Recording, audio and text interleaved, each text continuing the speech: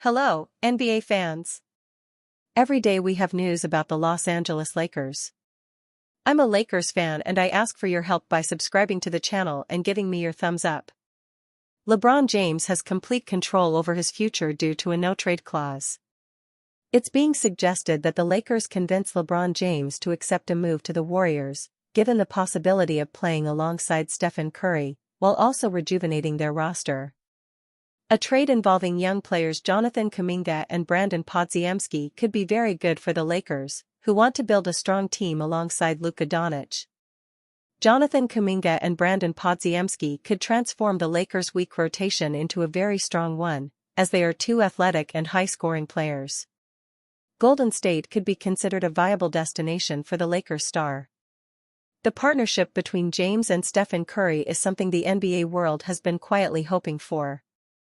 After the duo's success at the Olympics, it would be expected that LeBron would also be interested in the idea. For the Warriors, it would be a last desperate attempt to make the most of the current moment with the greatest player in the franchise's history. James, who has praised Curry extensively on several occasions, has been linked to the Warriors since last December. After a difficult period in basketball, many analysts speculated about the possibility of the Lakers revamping their roster and trading James to Golden State for young talents like Jonathan Kuminga and Brandon Podziemski. At 40 years old, the 21-time All-Star is still capable of putting together exciting individual scoring streaks late in games, finding open teammates even when his vision isn't perfect and occasionally humiliating defenders with spectacular dunks. This season, James is averaging 20.5 points, 6.7 assists, and 4.9 rebounds per game, shooting 50.7% from the field and 31.7% from three-point range. Keep an eye out for a potential partnership between James and the Warriors before the trade deadline on February 5. LeBron James' future with Lakers is already becoming glaringly obvious. The Lakers must let LeBron go. Fox NFL Sunday. The Los Angeles Lakers can't keep LeBron James if they want to be serious title contenders. The soon-to-be 41-year-old's return from injury was boosted by starting with a 5-game win streak. LA has gone 4-6 since and allowed 121.7 points per game. King James has clearly lost a step, and it is time for the Lakers to move on. The writing is on the wall. James opted into his player option, but did not receive an extension in the offseason. He is in the final year of his contract and will be an unrestricted free agent in the summer of 2026. The Lakers targeted players under 30 this offseason, subscription required, and have clearly shifted to Luka Doncic's timeline. LBJ no longer fits that mold. LeBron has been a problem since returning to the lineup. The Lakers were 10-4 without him, and head coach J.J. Redick may already be calling out the all-time leading scorer. It is time to move on if they want to be a serious threat to win it all. LeBron James is playing his way off the Lakers. LBJ is averaging 20.2 points, 6.8 assists, 5.1 rebounds, and 0.9 steals in 33.3 minutes per game after 13 contests this season. It would be the lowest scoring and rebounding averages of his legendary career. James is shooting just 31.1% from three-point range, and the advanced metrics tell a similar tale. He rates as just above league average by win shares per 48 minutes. His 0.102 is the lowest LeBron has produced since his rookie season in 2004. The Lakers are paying $52.6 million for a slightly above-average player. That is a death knell in the second apron era. Los Angeles has a negative 7.1 net rating with King James on the floor so far this season.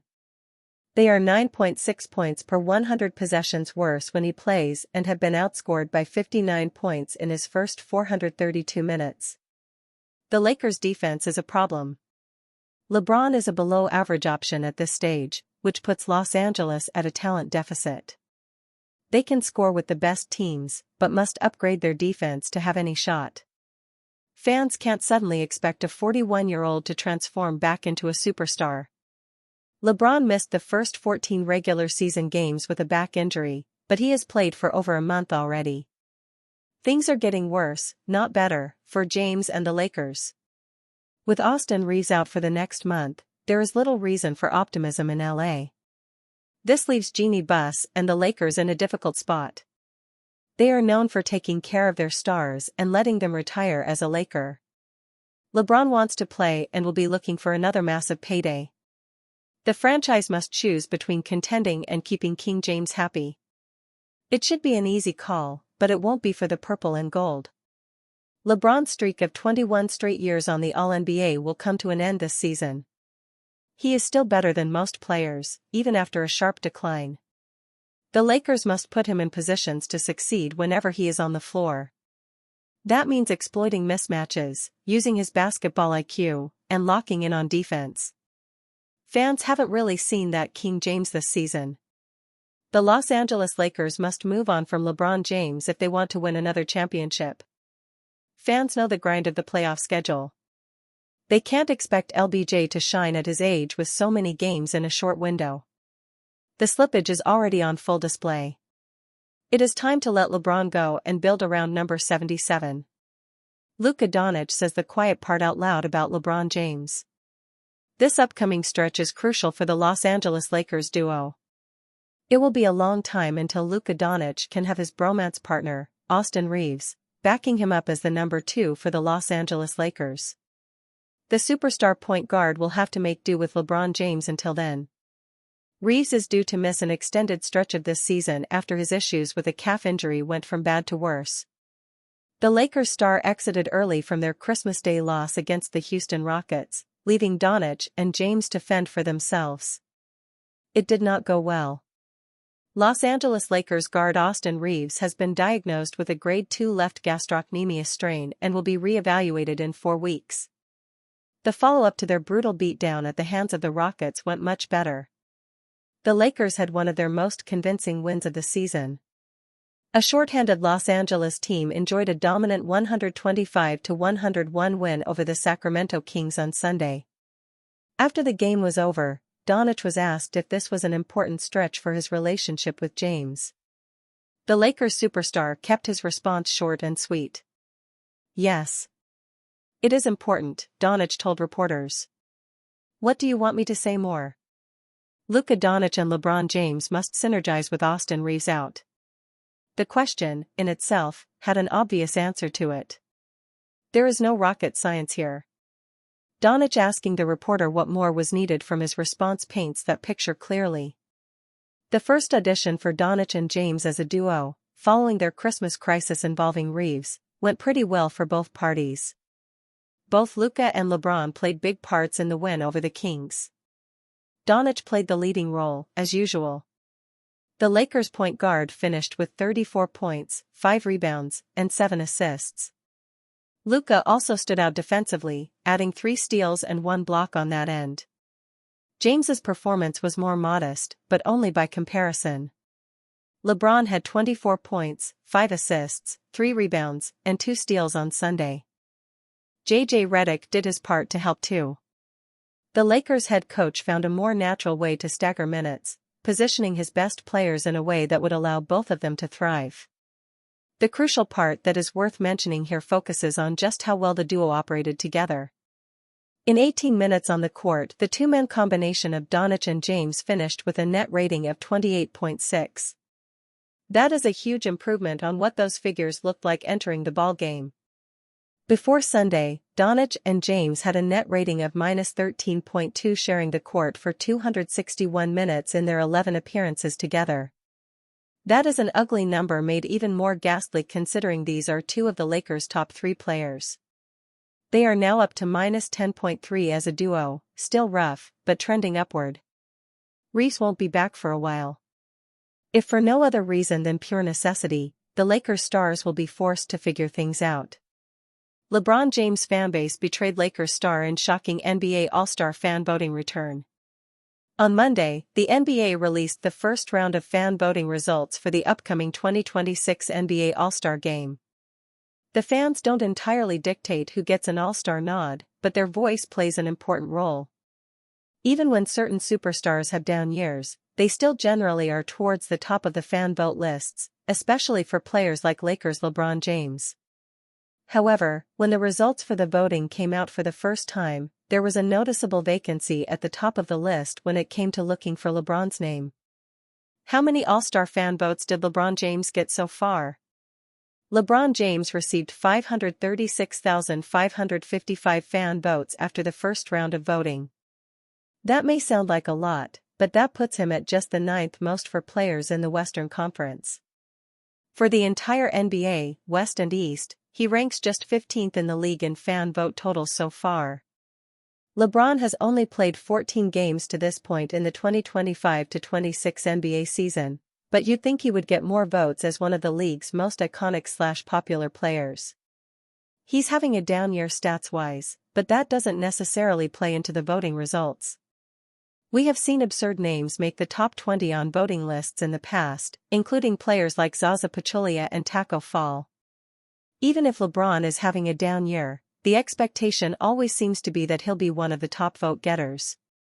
There were a lot of quality names ahead of LeBron on the list, but one specific player received more votes than him, which was shocking to say the least. Trailblazers' Denny Avdija, who is having a career year, received nearly 70,000 more votes than LeBron did, with a total of 606,299. There's still more time for fans to vote and for the totals to change, but it was interesting to see LeBron so far down, considering how big a fanbase he has. He ain't that guy. Tim McMahon says LeBron James and the Lakers face a defensive identity crisis. McMahon believes the Lakers need more height and athleticism on the defensive end. Since the start of the season, the Los Angeles Lakers' potent offense has served as a smokescreen, masking their most glaring problem, defense. That veil of distraction cleared on Christmas as they fell to the Houston Rockets in their marquee matchup. At the start of the season, the Lakers were surging and slowly climbing their way to the top. But lately, they have been on a descent. They are now 5th in the Western Conference with a 19-10 record and have lost 3 straight games. This is a result of their weak defense and lack of effort, which head coach J.J. Redick has publicly called out during his fiery post-game press conference in the past week, sounding the alarm that everyone needs to improve. On The Hoop Collective, ESPN's Tim McMahon offered a simple solution and explained what the Lakers need to do to improve their defense, which is ranked 27th in the league, and allow their offense, ranked 7th, to flourish and lead to wins. What the Lakers are missing. The Lakers' starting lineup is heavy on offensive talent but lacks much in terms of defensive caliber. It features Luka Doncic, Austin Reeves, LeBron James, Rui Hachimura, and DeAndre Ayton. We all know that Luka and Reeves' offensive brilliance has kept them afloat, but their bad defense is harming the Lakers. James, who is 41 years old, is not as quick and athletic as he used to be, making him a liability on defense, which was highlighted in their loss to the Rockets. Hachimura has barely left a mark on defense, lacking energy in particular possessions. And Ayton has not been holding his end of the bargain in the paint. During the game, the Lakers were out-rebounded 48-25 and outscored in the paint 68-52. They allowed 17 offensive rebounds compared to their measly 7 boards, giving up 24 second-chance points in the process. According to McMahon, the Lakers cannot afford this type of lackluster defense from their role players, mainly since they are relying heavily on their stars for offense. They don't have the kind of 3-and-D talent you have to complement Luka, he explained. I think what the Lakers have is a tandem in Luka and Austin Reeves that if healthy, they're gonna have plenty of offensive firepower. What the Lakers need. The Lakers do have some defensive specialists in Marcus Smart and Jared Vanderbilt. They are great pieces that can support Luka, Austin, and the aging LeBron. Now that Reeves is out with a calf injury, the Lakers can explore by starting Smart and Vanderbilt and benching Hachimura. Smart can provide the 3-and-D talent McMahon was talking about if he improves his three-point percentage, 30.6%. Meanwhile, Vondo, although not great offensively, can make high-energy and effort defensive plays that can give the Lakers consistency on that end. What changes might best address the Los Angeles Lakers' defensive struggles? With over a month to go before the NBA trade deadline, McMahon believes the Lakers should bolster their roster with more tall, skilled, and athletic players who are willing to do the dirty work. For him, the king is simply too old for that kind of play. They've got to surround those guys with length, athleticism, enough shooting, a rim runner, but they've got to have 3 defense-first guys in the starting lineup with him, McMahon said. And LeBron James, as he's about to turn 41, ain't a defense-first or defense-often guy anymore. Bad defense is inexcusable. As Redick pointed out, they need effort and execution. And recently, the Lakers have not been showing these. There are still 53 games to go to resolve this. The trade deadline will be crucial to their chances of advancing out of the West if they decide to make certain roster upgrades. Implications of Austin Reaves missing time with a left calf strain abound for the Los Angeles Lakers. You can now go ahead and add another one to the laundry list of fallout developments. The Lakers are less likely to swing a meaningful trade by the deadline. This is not meant to imply that Reaves was on the table in prospective negotiations. He almost assuredly wasn't. And even if he were, he is definitely not anymore. Reaves' absence is instead a reminder of the fine lines that the Lakers are towing. They were already at a disadvantage in possible talks when looking at their available assets. Now, in addition to a lack of appealing trade chips, they may now be facing a dearth of motivation. Austin Reaves' injury could hamper the Lakers' place in the standings. Reaves is scheduled to be re-evaluated in 4 weeks, according to ESPN's Dave McMenamin. This does not mean he will be back in 4 weeks. It's a timeline for when the Lakers will, likely, provide another update on his status. Navigating this stretch without Reaves will be far from a cinch. Losing his minutes could allow J.J. Redick to tilt toward more defensively oriented lineups, but this presumes the Lakers even have the personnel to make such an adjustment. They might not. Redick himself sure doesn't seem to think they do. Trusting that the offense can remain elite without Reaves is a more attainable goal. It also isn't a given. Luka Doncic is a defense-disorienting wrecking ball unto himself. But the minutes he's playing alongside LeBron James are not going well. At all. The Lakers have a luck-adjusted net rating of -4.7, with a defensive rating of 123.7, when the two legends share the floor. The returns don't get much better in minutes without Reaves. The defensive performance actually gets worse. Granted, this is an extension of the Lakers' most awkward issue. They have grossly underperformed with all 3 of their stars in the game, including on the offensive end, where they average a dismally low 113.6 points per 100 possessions, also adjusted for luck. This isn't tantamount to a silver lining.